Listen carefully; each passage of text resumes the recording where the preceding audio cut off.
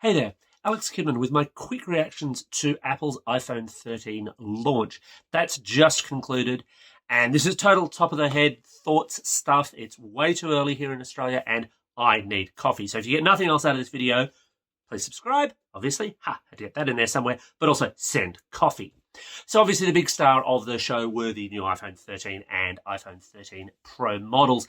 Although there's a weird mix there because there's a bunch of stuff that we already knew. There's a bunch of stuff that had already leaked, like those diagonal cameras on the 13 and the use of the ProMotion display on the 13 Pro. Now, these are all nice, welcome upgrades, and I'm really keen to see how that A15 Bionic processor works too, although that's a really interesting one relative to last year. Now, look, we could have absolutely predicted that the newer model Pro phones would have more RAM in them. Apple never talks about those kinds of specifications, but it's what it did last year to get the 12 Pro and Pro Max slightly better performance than the 12 and 12 mini.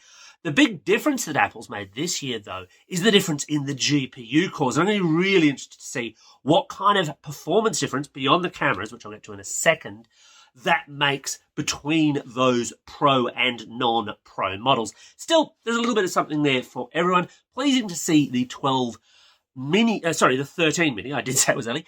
Pleasing to see the 13 mini still continuing because there were a lot of reports that the sales on the 12 mini were not great. And if you like a smaller phone, that's going to be really interesting to see, especially with that big claim in battery life improvement. Again, we'll have to wait and see what happens there.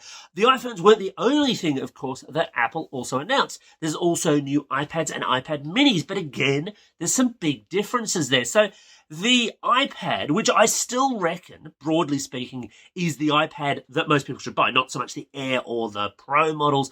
The basic model iPad is great for most tasks, and it's still easily the best in the industry in terms of tablet forms. But the new iPad gets kind of the expected upgrade, so it gets better processor and so on, and that's all great, and the pricing is quite nice and sharp. The Mini, though, is an interesting creature because it gets USB-C, where the regular old iPad is still stuck on Lightning.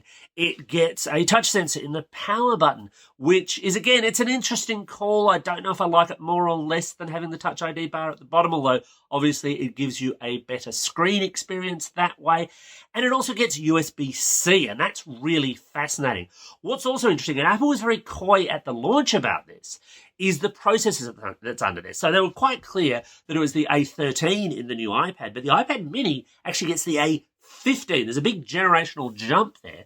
This is via Apple's own spec sheets on this, at least, at time of recording.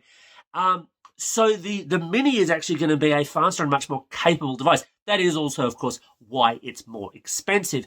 We also saw the new Apple Watch Series 7, although we won't see those on people's wrists for some time to come. That's the only new hardware product that Apple announced and showed off that won't actually launch till later this year. I like the Apple Watch. I think it's a great little product. It's obviously very, very heavily tied into that Apple ecosystem, though. So you've got to be a big iPhone user for it to make any sense at all. Those are my top-of-the-line thoughts. What did you think of the event? What did you see that you really, really loved? What were you not so keen on? Let me know your thoughts below, and thanks for watching.